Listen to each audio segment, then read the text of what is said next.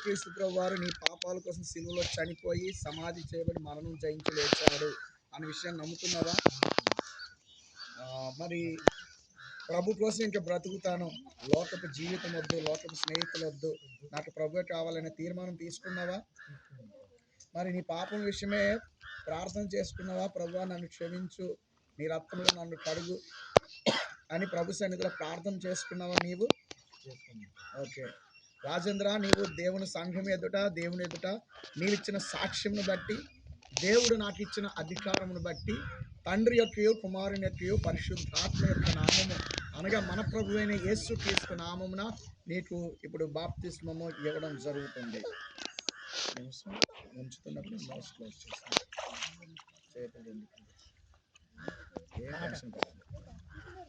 సంతోషమే సమాధానమే, సంతోషమే సమాధానమే, సంతోషమే సమాధానమే, చెప్పనా సత్యమైన సంతోషం.